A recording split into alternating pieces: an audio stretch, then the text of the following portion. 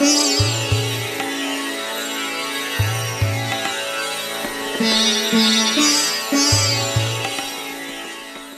गुरु तेग बहादुर जी का जन्म माता नानकी जी तथा श्री गुरु हरगोबिंद साहिब जी के घर 1621 में श्री अमृतसर शहर में हुआ।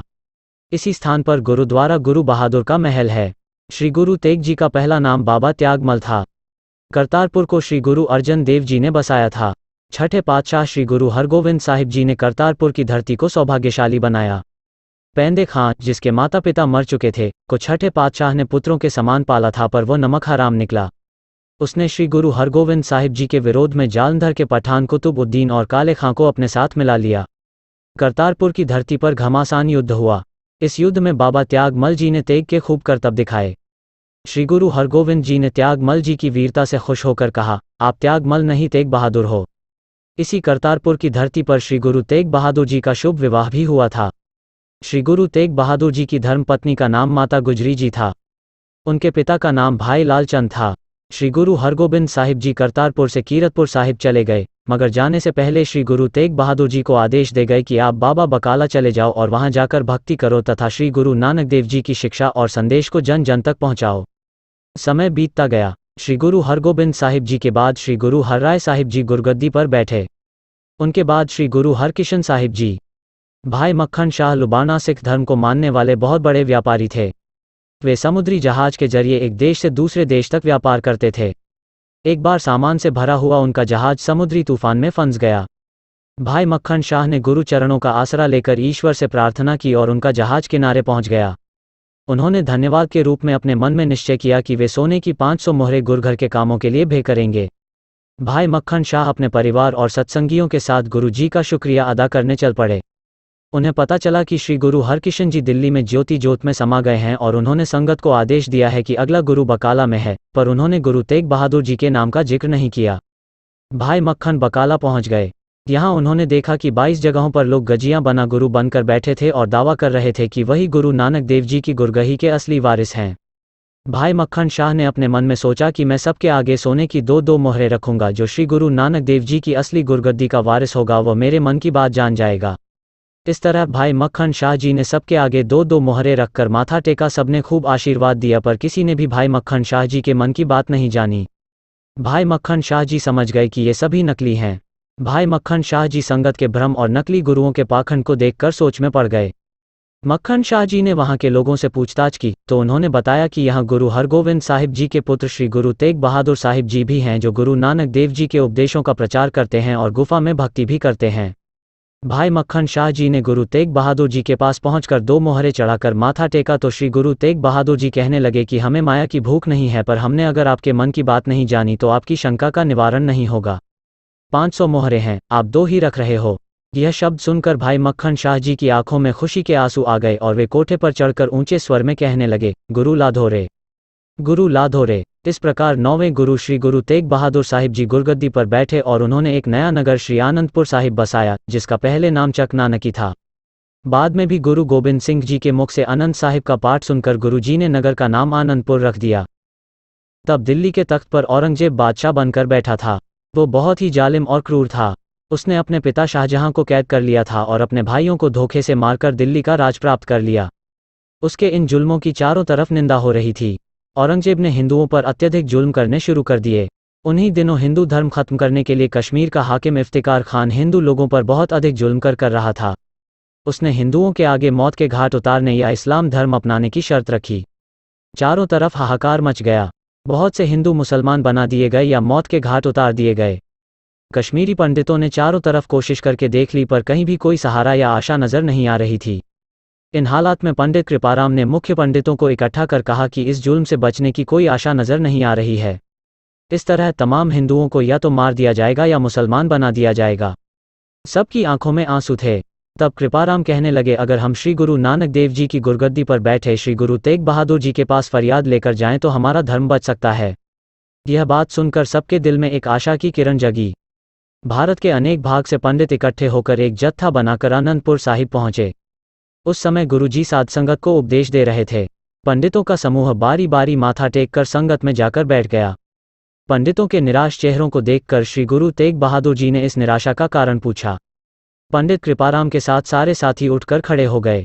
कृपाराम कहने लगे, सद्गुरु जी आप अंतर्यामी हो, आप हमारे दिल के दर्द को जानते हो।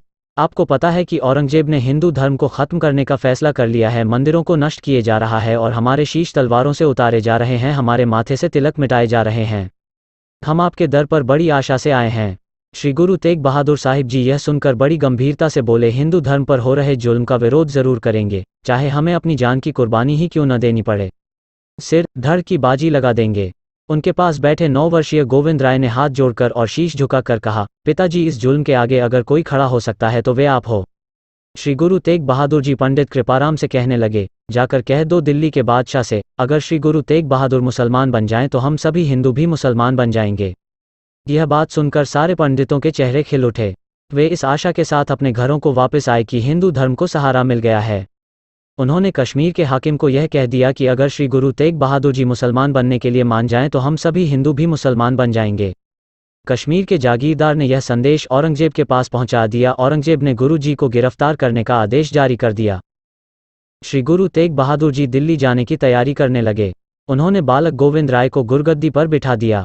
गुरगद्दी की रस्म पूरी करी। धन्य माता गुजरी जी ने, जिन्हें इस बात का अच्छी तरह पता था कि उनके पति श्री गुरु तेग बहादुर जी दिल्ली आएंगे तो सही, पर वापस नहीं आएंगे। गुरु तेग बहादुर जी आनंदपुर से दिल्ली के लिए रवाना हो गए। सब संगत को उनसे बिछड़ने का दुख था। सभी लोग गुरु तेग बहादुर जी के साथ चल पड़े। कीरतपुर साहिब पहुंचकर गुरुजी ने सभी को वापस श्री आनंदपुर साहिब जाने का आदेश दिया। अपने प्रिय साथियों भाई दयाला जी, भाई मत्रदास जी, भाई सत्यदास जी, भाई उदा जी और भाई गुरदिता जी को साथ लेकर दिल्ली के लिए चल पड़े। रास्ते में ही गुरु जी को गिरफ्तार कर लिया गया। साथ ही भाई मतीदास जी, भाई सतीदास जी, जिनका जन्म ब्राह्मण परिवार में हुआ था और दोनों भाई थे, तथा भाई दयाला जी को भी गिरफ्तार कर लिया गया। यह सूचना हसन अब्दाल में बैठे औरंगजेब तक पहुंचा बहादुर दी गई। औरंगजेब ने कहा, किसी भी तरह गुरु तेग जी को मुसलमान बनाया जाए, पिंजरे में कैद कर दिल्ली भेज दिया जाए। गुरु तेग बहादुर जी को पिंजरे में कैद कर औरंगजेब के हुक्म से भाई मतीदास जी, भाई सतीदास जी और भाई दयाला जी को भी पिंजरे में कैद कर दिल्ली लाया गया। अगले दिन काजी अब्दुल वहाब गुरुजी को कैदखाने में जाकर मिला। काजी ने गुरुजी को सलाम की और कहा कि बहुत से लोग आपका आदर करते हैं, इसलिए हम चाहते हैं कि आप कलमा पढ़कर मुसलमान बन जाओ, फिर आपका बादशाह के दरबार में विशेष सम्मान होगा। इस पर गुरु तेग बहादुर जी ने काजी से कहा, गुरु नानक देव जी के घर का यह उसूल है कि कमजोर की सहायता करना और जालिम के जुल्म का विरोध करना। गुरु जी की सच्ची और खरी बात सुनकर काजी चुप हो गया। थोड़ी देर बाद कहने लगा, सतगुरु जी आप अपना अमूल्य जीवन क्यों गंवाना चाहते हो? हम आपको अपना धार्मिक अगुआ मानने के लिए तैयार हैं। भारत में आपकी जय जयकार होगी, सब लोग आपको सलाम करेंगे। काजी की यह बात सुनकर गुरुजी कहने लगे, काजी, सामरिक पद और धन की हमें भूख नहीं है। हम तो आपको यह बात समझाना चाहते हैं कि जिस ढंग से जुल्म कर हिंदुओं का बड़ी संख्या में धर्म बदला जा रहा है, खुदा आपके इस कर्म से कभी खुश नहीं होगा। हम तो बादशाह की आंखों से संकीर्ण सोच की पट्टी उतार कर खुद का नूर दिखाने के लिए आए हैं। काजी, अपनी आंखों से कट्टरता की पट्टी उतार कर सच्चाई को देखने की कोशिश करो। असहायों की बददुआ जीवन को नरक बना देती है। गुरुजी की यह बात सुनकर काजी क्रोधित होकर सिपाहियों से कहने लगा कि इनको सख्त पिंजरे में कैद किया जाए। गुरुजी को जालिमों ने ऐसे पिंजरे में कैद किया जिसमें वे न तो सीधे खड़े हो सकते थे न सीधे बैठ सकते थे। उस पिंजरे के चारों तरफ नुकीली कील लगे थे। काजी ने सारी खबर औरंगजेब तक पहुंचाई। औरंगजेब ने गुरुजी को डराने धमकाने के लिए भाई मतीदास जी, भाई सतीदास जी, भाई दयाला जी को कठोर कष्ट देकर शहीद करने का हुक्म दिया। औरंगजेब सोचता था कि गुरुजी की आंखों के सामने उनके प्रिय साथियों को भयानक कष्ट देकर शहीद किया जाएगा तो ऐसी डरावनी मौत देखकर वे डर जाएंगे और मुसलमान बनने के लिए तैयार हो जाएंगे। सबसे पहले काजी ने भाई मतीदास जी को अपना धर्म छोड़कर कलमा पढ़ने के लिए कहा तथा दरबार में ऊंचे पद पर आसीन होने और धन दौलत का लालच दिया। भाई मतीदास जी ने काजी द्वारा दिए लालच को ठुकरा दिया और कहा, काजी हम सब धर्मों का आदर करते हैं पर हमें अपना धर्म प्यारा है। भाई मतीदास जी की यह बात सुनकर काजी गुस्से से कहने लगा, मतीदास, देखो इस आरे के तीखे दांतों को इस आरे से तेरे शरीर को चीर कर दो फाड़ कर दिया जाएगा। कितनी दर्दनाक होगी तेरी मौत। भाई मतीदास जी हंस कर कहने लगे, काजी हमारा जन्म ही मौत से हुआ है। भाई मतीदास जी को जल्लादों ने तख्तों के बीच जकड़ दिया। काजी ने भाई मतीदास जी की आखिरी इच्छा पूरी करने के लिए उनका मुख गुरु जी की तरफ कर दिया। काजी ने जल्लादों को भाई मतीदास जी के सिर के ऊपर आरा चलाने का आदेश दिया। कमजदों ने भाई मतीदास जी के सिर को आरे के साथ चीरना शुरू कर दिया। खून के फव्वारे फूट पड़े। जल्लादों के कपड़े खून से भर गए। जल्लादों ने भाई मतीदास जी का शरीर आरे से चीरकर 2 टुकड़े कर दिया, पर उनका धैर्य बरकरार रहा। फिर भाई दयाला जी को चांदनी चौक में लाया गया। काजी ने भाई दयाला जी से भी भाई मतीदास जी वाले प्रश्न पूछे। भाई दयाला जी के उत्तर भी भाई मतीदास जी वाले ही थे। काजी के आदेशानुसार पानी वाली देग आग के ऊपर रख दी गई। शहर के सारे लोग चांदनी चौक में इकट्ठा थे। देग का पानी उबलने लगा तो काजी ने जल्लादों को आदेश दिया कि भाई दयाला जी को उबलते पानी की देग में बिठा दो। काजी के हुक्म अनुसार जल्लाद भाई दयाला जी को बाहों से पकड़ने लगे। भाई दयाला जी ने जल्लादों को मना कर दिया और काजी से कहने लगे कि हम मौत से नहीं डरते। आपने देखा नहीं कैसे हंस हंस कर भाई मतीदास जी को आरे से चीरा गया, पर वे मौत से नहीं डरे। इतनी बात कहकर भाई दयाला जी ने गुरु जी को दूर से नमस्कार किया और उबलते हुए पानी की देग में जाकर बैठ गए और शहीद हो गए। शहादत के समय भाई दयाला जी धन्य गुरु श्री अर्जन देव जी के नाम का उच्चारण कर रहे थे। फिर भाई सतीदास जी को गुरु जी के सामने रूई में लपेटकर जिंदा ही आग लगाकर शहीद कर दिया गया। शहादत के समय भाई सतीदास जी धन्य श्री गुरु नानक देव जी, धन्य श्री गुरु नानक देव जी कहते हुए गुरु के चरणों में लीन हो गए। सारी खबर औरंगजेब के पास पहुंचा दी गई। औरंगजेब ने यह हुक्म दिया कि अगर श्री गुरु तेग बहादुर जी मुसलमान बनने के लिए तैयार नहीं हो तो उन्हें भी शहीद कर दिया जाए। उनके शरीर को सुबह से शाम तक चांदनी चौक में लावारिस की तरह रखा जाए। अगले दिन उनके शरीर के 4 टुकड़े कर दिल्ली के चारों दरवाजों पर टांग दिए जाएं। प्यारे बंदों और हिंदुओं को औरंगजेब के इस आदेश के बारे में पता चला तो दिल्ली निवासी भाई नानू जी के घर भाई जेता जी, भाई लक्खी शाह बंजारा, भाई नगाहिया जी और कई गुरु के बंदों ने मिल बैठकर विचार किया। उन्होंने यह फैसला किया कि गुरु तेग बहादुर जी हिंदू धर्म की रक्षा और मजबूर तथा असहायों की खातिर शहीद होने जा रहे हैं। यह उनका महान चमत्कार है, पर जालिम उनके मृत शरीर का अपमान करना चाहता है। हम जीते जी ऐसा नहीं होने देंगे। सतगुरु जी के शरीर की सेवा संभाल के लिए हम अपने शरीर के लहू का एक एक कतरा बहा देंगे। भाई जैता जी ने श्री गुरु तेग बहादुर जी का शीश श्री अनंतपुर साहिब लाने की और भाई लक्खी शाह बंजारा ने गुरु तेग बहादुर जी के धड़ का दाह संस्कार करने की जिम्मेदारी उठाई। 11 नवंबर 1675 को श्री गुरु तेग बहादुर जी को पिंजरे से बाहर निकाला गया। दिल्ली की चांदनी चौक लाया गया। काजी गुरु जी से कहने लगा, आपने देखा कैसे आपके प्यारे साथियों को भयानक यातनाएं देकर शहीद कर दिया गया। आपके सामने 3 बातें हैं, कलमा पढ़ लो और मुसलमान बन जाओ। कोई चमत्कार दिखाओ या मरना स्वीकार कर लो। गुरु जी कहने लगे, काजी हमें आपकी तीसरी और आखिरी शर्त स्वीकार है। हम शहीद होने के लिए तैयार हैं। काजी ने पूछा, आपकी अंतिम इच्छा क्या है? श्री गुरु तेग बहादुर जी ने कहा कि हम स्नान कर अपना नितनेम करना चाहेंगे। नेम पूरा करके आपको इशारा करेंगे तो आप अपना कर्म कर लेना। गुरु जी ने स्नान किया और पालती मारकर बैठ गए। उन्होंने जपूंजी साहिब का पाठ शुरू कर दिया और श्लोक पढ़ा, जिनी नामू घियाया गए मस्कती घाली, नानक ते मुख उजले के ती छुटी नाली। श्री गुरु तेग बहादुर जी ने काजी को इशारा किया। काजी ने जल्लाद जलालुद्दीन को हुक्म किया और हुक्म को मानते हुए जल्लाद ने गुरु जी के शीश पर तलवार का वार कर शीश धड़ से अलग कर दिया। जोर से आंधी चलनी शुरू हुई। चारों तरफ अंधेरा हो गया। चारों तरफ हाहाकार मच गया। तेग बहादुर के चलत भयो जगत को सोका है। सब जग भयो जय जय जय सुरलोक। इस भगदड़ के बीच बड़ी शीघ्रता से भाई जैता जी ने गुरु जी का शीश उठाकर कपड़े में लैप लिया। भाई लक्खी शाह बंजारा अपने बैलों वाले सैकड़े गड्ढे को भगा कर ला रहे थे। श्री गुरु तेग बहादुर जी का धड़ उन्होंने उठाकर रूई से भरे गड्ढे में रख लिया और अपने घर ले गए।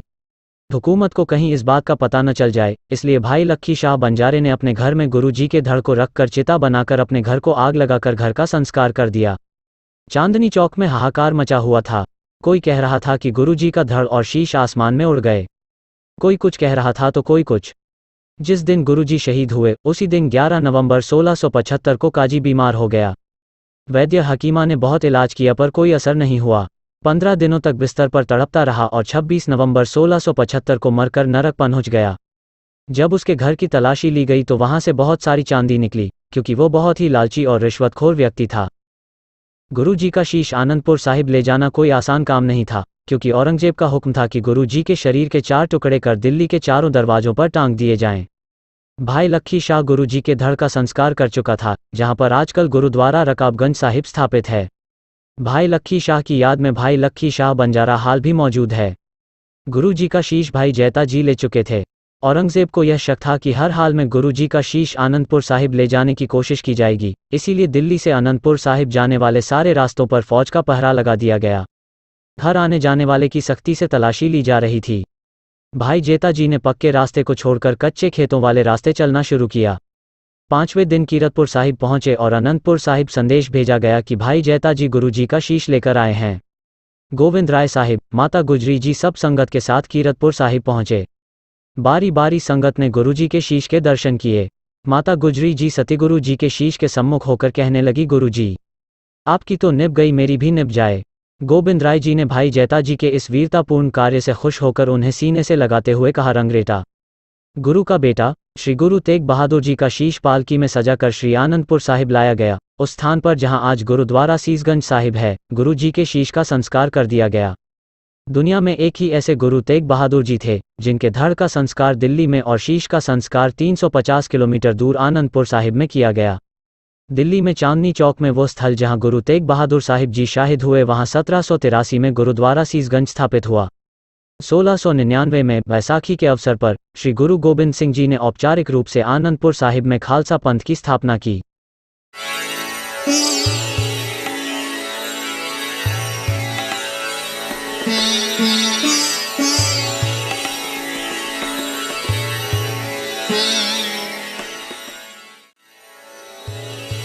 Yeah.